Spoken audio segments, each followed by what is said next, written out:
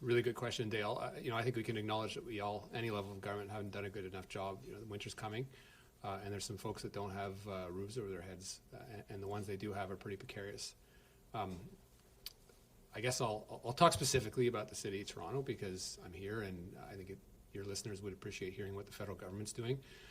First, as you've heard and probably covered over the last couple of days, we are going to join the table that Mayor Chow is with the province of Ontario. That's really important. I've said all along that we need to have a coordinated approach in how we welcome asylum seekers. This isn't a problem that's going away, and I think that is a reality that Canada needs to face. We got two big bodies of ocean to the west and the east of us, some ice to the north, and a nuclear superpower to the south. So we aren't in the position of countries like Italy and parts of Europe where you're seeing a swath of asylum seekers fleeing war, famine, you name it. But asylum seekers are finding their way into this country. And frankly, I'm not going to fault them for it. The way Canada needs to welcome people needs to be done in a way that Canadians expect us to welcome people, which is in a concerted, cooperative way. That hasn't necessarily been done. We've seen in my own provinces the challenges around Roxham Road and irregular migration. So getting our acts together means a number of things. It means looking at the federal government for investments. We've put a lot of money into the City of Toronto. We're willing to make significant investments in addition, but it doesn't come without some assurances that the City of Toronto is also doing what it needs to do, and that the province of Ontario is stepping up. We're working on a number of options in the short to medium term to work with Mayor Chow in making sure people have roofs over their heads, especially with the weather getting colder. I don't want a big footer, so I'll keep those discussions and the details of those discussions a little less public than I normally would. Obviously, she's the mayor of the city and represents Torontonians, so I don't want to come in here and announce things and cut the wind under her feet on that level. But we are working on a number of options, making sure that we have taken steps as a federal government within our own role, redistributing people where they agree and consent to go. I don't want to treat people like cattle. We have to make sure that there is consent to move people. I think it's a basic human right. Also making sure that when we are going in to particular places that we are accelerating the triage time, closing that triage time will actually allow people to be determined and get due process to see if they are refugees or entitled to stay or not in this country. And when we're not coordinated as governments, it actually extends that time. Issuing work permits, we know that our government and our department, my department in particular, is working with a number of companies to make sure that they are matching skill sets and the need to work with the labor shortages that some of those companies are facing. But that's also something that we've done by doing blitzes in the churches in particular, so that people can actually get some money in their pocket as a matter of dignity, but also as a matter of sustainability for the families. So all this to say that we've seen what's happening. No guarantees that this is actually going to get better in a world where we have mass irregular migration, and we've reached that dubious, ominous 100 million mark across the world in terms of displaced persons. That's scary, and it should scare a lot of folks. But I think we can do it as a country and be a little more coordinated in our approach. That goes for the City of Toronto, but also the GTA. We're feeling the pressure from cities, and outside the GTA, in where I work in Ottawa, it's also a challenge. So all that to say is we need to get a lot better at coordinating things a lot faster. Just to ask you one specific follow-up to that. Today, over 150 faith leaders wrote you a letter. Two of the solutions that they're asking from the federal government is to open up federal armories for emergency shelter, as well as establish a reception center at Toronto Pearson for refugee claimants. What is the federal government's position on those two possible solutions? Yeah, again, working with the City of Toronto and the province of Ontario, I think we'll hopefully have some solutions in the short term. I don't know if armories are ideal, frankly. Not completely removing them off the table. We have to look at what is the proper place to house people. I think the government of Canada is willing to step up financially in supporting Toronto and some of its initiatives. I'm not entirely sure that armories are ideal. Churches aren't ideal. There's perhaps one or two toilets in a church. Armories have mass showers. They are being used by the military, so not the proper and dignified way to welcome people. I think we can do a little better than that. not against the concept, but again, acknowledge the call by faith leaders who shouldn't have had this on their shoulders in the first place. But I know their hearts are in it, so they should know that we are working with the government of Ontario and Mayor Chow in particular to provide some short-term solutions that are a little more dignified than just having people in armories. CBC News, I would love to get the questions answered both in English and French. Thank you. Sure. Is the Canadian government planning to buy Pakistani visas for the Afghan refugees who's been waiting for 2 years to come to this country get approved in order to avoid having them deported back to Afghanistan? J'ai été en contact avec le ministre de l'Intérieur du Pakistan ce dimanche dernier. Conversation très brève, mais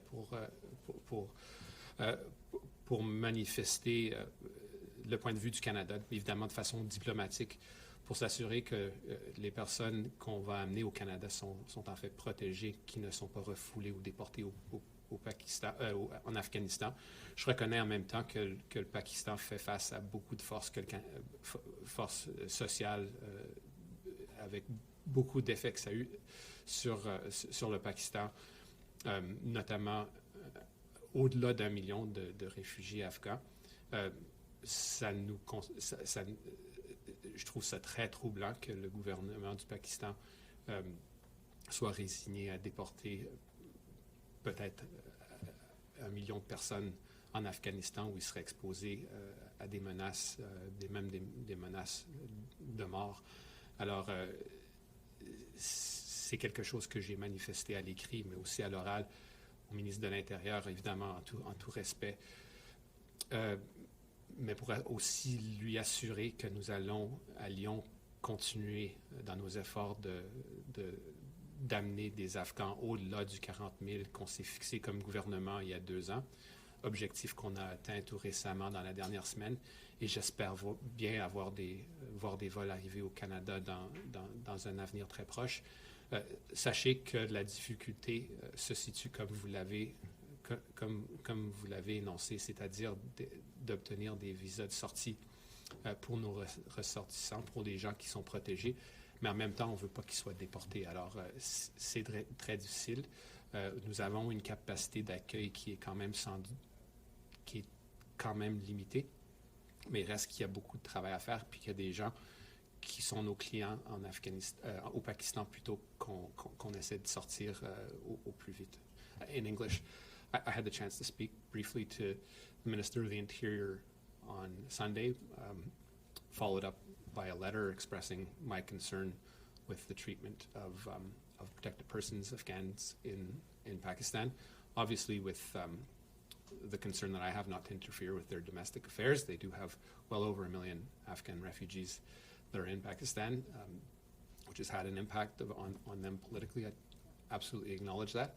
My interest was, my point in that conversation was to convey our interest in protecting our clients in Pakistan, Afghans that we have undertaken to bring back here to make sure that they are deported and may face death in Afghanistan.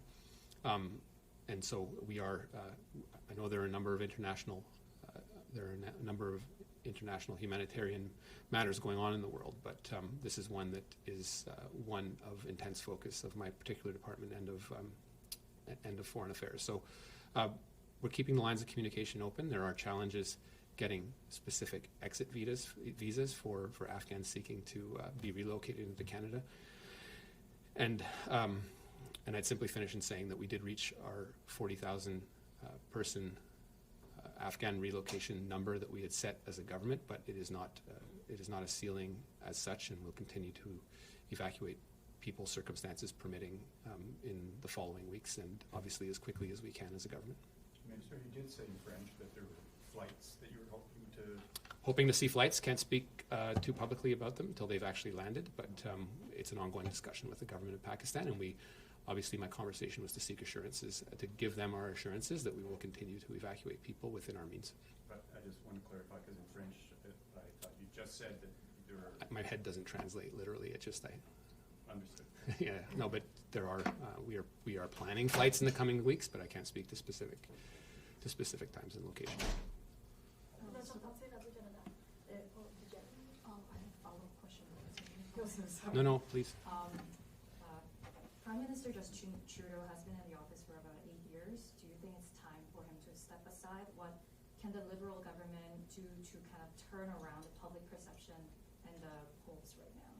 So the answer is no.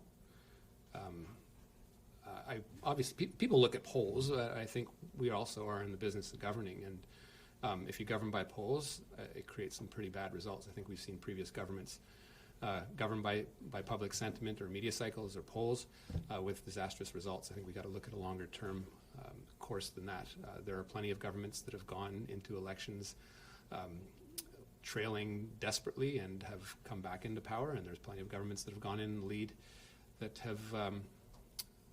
haven't maintained their lead and lost. So don't worry too much about it, but obviously we have to keep connected to people, and the best way to do that is to govern properly. You know, we talk a lot about ambitious policy, but as a minister, as a prime minister, our primary job is to do our own jobs well and to do it consistently. En français. Bon, ben je pense que je veux pas que le premier ministre démissionne, clairement. Si je regarde des sondages, oui, je regarde des sondages. C'est clair qu'il ne faut pas gouverner par sondage ou par cycle médiatique. On en est conscient, évidemment. Mais la réalité, c'est que pour gouverner, ça prend une vision plus longue qu'un cycle de 24 heures. C'est clair qu'on est conscient des défis auxquels les gens font face, notamment l'abordabilité, réduction des taux d'intérêt, etc., difficulté à rejoindre les deux bouts à la fin du mois. C'est clairement la raison pour laquelle on a pris cette décision, évidemment, d'enlever la taxe sur le mazout, l'huile de chauffage. Mais en même temps, là, ça prend une vision de plus longue que 24 heures, c'est-à-dire il faut qu'on s'assure de pouvoir bien gouverner. Le travail d'un ministre est très complexe, mais à sa base, c'est de travailler puis bien faire sa job à chaque heure, 24 heures, 7 jours sur 7. L'agent français du Canada, j'ai une question en français. Hier, vous avez annoncé des cibles pour l'immigration francophone hors Québec. Vous avez remonté à 6% pour 2024. Vous avez dit que c'est choisi parce que c'est réaliste. Par contre, les organismes francophones sont déçus. Ils disent que c'est très loin de ce à quoi ils auraient espéré. Ils s'en enlèvent double. Qu'est-ce que vous avez à dire à ces organismes? Ben, je leur avais dit très clairement en personne, en privé, qu'il fallait être réaliste. J'aime mieux qu'ils soient déçus aujourd'hui que déçus dans un an. Je ne veux pas jouer le coup du politicien qui fait des fausses promesses, puis dans un an, c'est la déception totale. Je connais les effectifs, les limites de mon département, quoique je sois là depuis 3 mois. On a atteint comme gouvernement de peine et misère un 4,4% d'immigration francophone hors Québec, sans vraiment mettre en place les mécanismes. On puisait plutôt dans l'inventaire, sans trouver des pistes de solutions pour des réformes de la politique publique pour s'assurer, par exemple, que des enseignants puissent venir en ruralité, dans les communautés francophones, pour s'assurer peut-être que les étudiants qui parlent français puissent s'établir dans ces communautés. Et même de favoriser les pays où on n'a pas trop bien fait notre travail, c'est-à-dire en Afrique de l'Ouest, au Vietnam, en Europe, où les gens parlent évidemment un français impeccable. C'est pas quelque chose qu'on a mis en place de façon systématique. Alors, d'un, j'ai trop de respect pour la FCFA, entre autres, pour leur mentir puis leur induire en erreur. J'ai donné un coup de barre à mon ministère, notamment pour les assurer, pour que je m'assure qu'ils se dépassent. Le 4,4 quand même, c'était une augmentation de 450 Là, on demande un 50 à 6 quitte à l'augmenter à 7-8 Je pourrais regarder selon la performance de mon département dans un an, ces cibles, je suis prêt à les réviser. Je ne suis pas une personne particulièrement dogmatique, mais je suis aussi réaliste, puis je voulais pas les induire en erreur. Je pense, tu sais, les gens qui militent, c'est des gens qui militent, je leur en veux rien. Ils ont été très déçus par le passé, mais maintenant, c'est l'occasion qu'ils viennent au sein de notre ministère pour nous aider à rencontrer quand même des cibles qui sont très ambitieuses. Justement, vous avez dit qu'il y avait des possibilités d'augmenter le taux à 7-8% en 2025. Vous allez réévaluer la situation. Qu'est-ce que ça prend pour que vous disiez « OK, oui, on l'augmente » Je suis là depuis 3 mois. Je n'ai pas l'assurance au sein de mon ministère de pouvoir rencontrer les cibles. durant les 6-7 mois à venir, je vais regarder la mécanique en place. Je pense que j'ai dit hier, par exemple, que je suis plus à l'aise de rater la cible de 6 % si j'ai la mécanique en place pour pouvoir monter de 6 à 7 à 8 % que de rencontrer le 6 %, puiser dans l'inventaire, puis de faire ça un peu à l'emporte-pièce, sans l'assurance qu'on va pouvoir augmenter ça à 7, 8, 9 %. C'est un projet de société. La question aussi qu'on se pose, est-ce que cette pérennité du fait français hors du Québec s'assure uniquement à cause dû à l'immigration? Je pense que la réponse, c'est non. Il y a un défi d'intégration. Je ne peux pas demander à un couple du Vietnam, un couple du Sénégal, un couple de la France de soudainement, du jour au lendemain, d'être le porte-étendard du fait français hors du Québec. Ils ont leur choix, c'est des êtres humains. Mais je pense que les communautés elles-mêmes vont pouvoir les aider. Une augmentation trop forte, trop vite peut avoir des effets pervers. Si je mets une tonne de gens qui parlent français au centre-ville de Toronto, il y a des enjeux d'intégration pour qu'ils apprennent l'anglais, par exemple. Puis dans 2 générations, si ce sont des gens qui vont perdre leur langue, alors ce n'est pas une question simplement de chiffres, mais de la réalité humaine du fait français hors du Québec qui est et qui sera toujours menacée, mais ça va prendre plus d'appui du gouvernement du fédéral, du gouvernement de l'Ontario, du Nouveau-Brunswick et de l'Alberta, entre autres, et du Manitoba, entre autres, mais de toutes les provinces pour s'assurer que c'est un projet de société réussi. Marine, pour une radio francophone Merci. également. Justement, vous parlez de société. Dans 1 an, les établissements de services francophones vont répondre à l'appel à proposition de l'IRCC. La communauté francophone, surtout à Toronto, a besoin de relationnel plus que de services directs. Est-ce que c'est quelque chose que l'IRCC va prendre en compte dans les propositions offertes par les établissements, plus qu'un objectif de chiffres et de services, mais de relationnel et de création de communauté? Je suis prêt à être flexible en regardant les propositions. Je ne suis pas à jour dans les demandes spécifiquement de la Ville de Toronto et des institutions qui appuient les communautés francophones. Il va falloir regarder ça de plus près et je suis prêt à le faire. C'est clair que c'est un domaine où on a très peu investi par le passé, puis qu'il va falloir être flexible, dépendant de la réalité à laquelle fait face une organisation particulière, que ce soit une organisation à Toronto, à London, à Moncton. Je pense que les besoins sont un peu différents. Merci. Naira with the Canadian Press. 2 questions for you.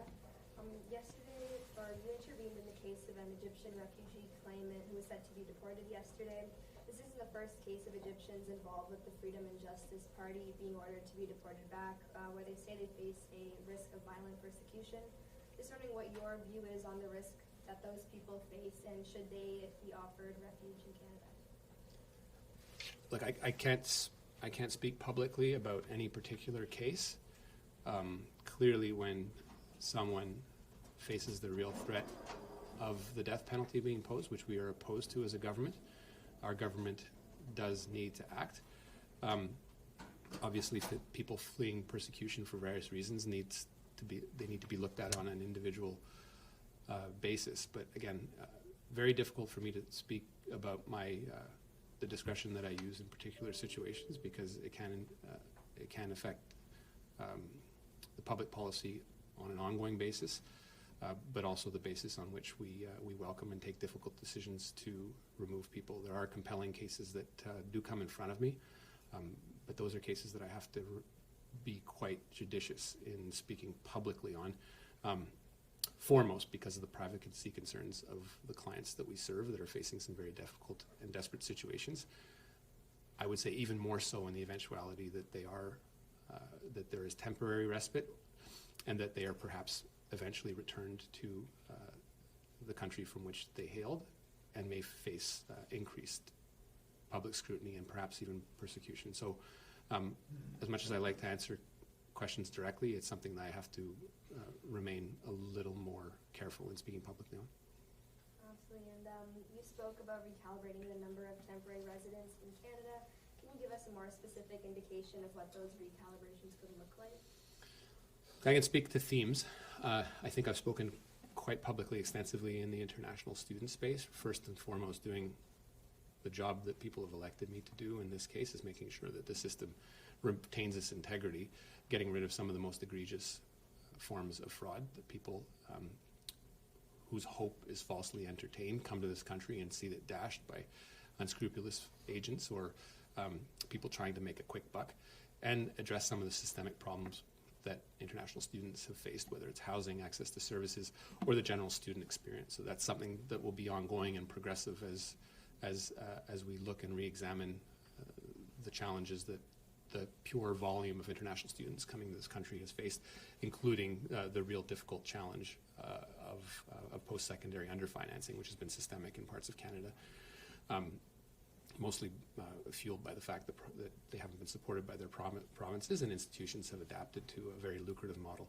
What I don't want is to stigmatize those people. In other spaces like agriculture, I think we have to attack more cohesively and comprehensively the real reality of the human experience that people come here. Their temporary foreign worker status is often exploited. There are good stories and there are bad stories. I don't want to paint everyone with that brush, but there are incentives that are created by the temporary foreign worker programs. People that can't choose and switch jobs if they are abused or have unsafe work conditions. The fact that they are threatened with return to their country if they don't perform well. Those are all real threats. I do acknowledge at the same time that there are some people that come here for a temporary basis to feed and nourish their family abroad. There is an economic incentive to that. They have no particular need or want to stay in this country. But again, there is a whole ecosystem there that we need to address comprehensively. A lot of that falls within jurisdictions of provinces, but also of my colleague Randy Boissonneau. It's work we'll be doing together to hopefully clean up. Again, there'll be no sort of draconian measures that will be taken immediately. But as we examine particularly reports and studies that are coming out of the Senate and what we are hearing from the UN Special Rapporteur, it is an area where we have become quite addicted as a country to temporary foreign workers, and it's having perverse carry-on effects that perhaps were predictable, but I think unanticipated by some folks in the short term. Again, broad brushstrokes, because I think particular measures will have to be addressed in a very surgical way in the very near future, in my opinion. Last question right here. Hi, Minister. Naeem from the Financial Post. Just wondering, did the sharp rise in the number of temporary residents influence the decision, yesterday's decision, to not increase the permanent resident target? I wouldn't say directly. I think it's important to recognize that a good chunk of that permanent residency itself are people that are here on a temporary basis, and there is a pathway to permanent residency. It is not the case that every person that's here temporarily has a pathway to permanent residency, and by extension, almost always Canadian citizenship. I think what it did focus the mind on is to make sure that we are doing our job in the particular areas that we control as a government to a large extent, whether it's the economic portion of permanent residency, which is 60% of that envelope, a big driver of the gross domestic product, a good driver of the net entrance into the workforce, parents and spouses, which is, has an economic portion to it, but it is another 20% of the equation, and then protected persons. The exercise that I went through in the last day or even weeks is one that is really statutorily driven by the acts that I administer as the Minister of Immigration, Refugees and Citizenship. It isn't a full snapshot of the portrait of people that come to this country. And I think, speaking to people at the C.D. Howe Institute today, clearly there is a need for better numbers and making sure that we are giving a proper snapshot to Canadians, to analysts, to provinces, to territories of what exactly that number looks for so that we can better plan and prepare. Now, I'll also add that having those statistics clearly set out doesn't mean that every province and territory and even federal government of the day will properly plan for it. There are political opportunities that kind of go against that at times, and I think that is just the reality of being humans and governing. But we do have to get better at making sure that we have a subset of statistics that people can say, well, hey, look, this volume is affecting, for example, this particular area of the housing market. This is having an impact on this particular area of the healthcare system, and that we are refining our tools, and that's the exercise that I need to go through in the next year to make sure we are refining our tools to actually fine-tune the ways in which and the mechanisms we use to bring people into the country to fill labor shortages, whether it's in nursing, whether it's particular areas of the construction industry. We've largely acted in broad economic brushstrokes as a country, despite the fact that we're pretty much the top in class compared to similarly situated countries. All I have to do is go abroad and talk to my partners in different immigration portfolios, and they rave at what Canada is doing. But it's not perfect, and I think adjusting that and fine-tuning that to real microeconomic realities of different markets down to even industry codes for different types of jobs is something we need to start trending towards, because then we're really starting to match supply and demand, as opposed to kind of this sense of hope that Canada is a great country. And then people come here and end up doing something else and sacrifice their own generation for their next one, which is a lot of the motivation for people that come to this country. But it's a market failure that we're not closing that gap earlier. Will it be perfect over the course of the next year? Absolutely not. But I think some of the instruments and public policy measures that we plan to make are ones that will better align industry needs with the federal government's role. And I'm leaving out discussion, a very important jurisdictional discussion with the provinces for purposes of brevity, but it is part of the equation we're looking at. Gina from what are the infrastructure in place that doesn't emit rising that make you confident that you'll be able to meet the immigration targets? And when you talk about infrastructure, do you mean the mechanisms we have in place, or do you mean some of the pressures we're feeling from? I think we do have a clear sense of what the demand is, and that was the intellectual exercise that we undertook over the last months, and trying to, up to the very last day, and trying to fix what those levels would be. The strategic immigration review that my predecessor, Sean Fraser, spearheaded and my department supported, talked to thousands of people across the country, that basically came back with 3 conclusions. One, federal government needs to do a better job in its own area, closing up the delay times in visa processing, which we've done in part, actually with some success, not perfect yet. That we are actually coordinating better with provinces to reflect the needs in their own jurisdictions in housing, healthcare, education services, and also modernizing a system that really hasn't been adapted to the 21st century. So moving to a more digital platform and doing that in a way that is done without causing even more headaches, which don't exclude for the moment.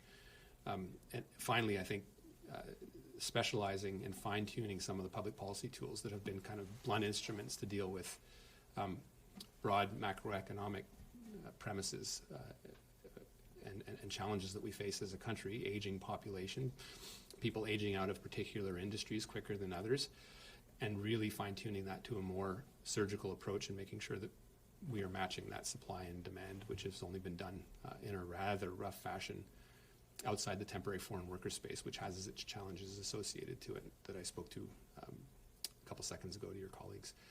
And then, frankly, working better with provinces and territories. But you have a particular example of that today in some of the questions your colleagues posed with respect to asylum seekers in the city of Toronto, dealing with the human reality of people that need a roof over their head as quickly as possible before winter, and then looking at a longer-term solution to address migration flows and see what we can tweak federally to make sure that we are managing a system that we have some control over, but not an airtight control.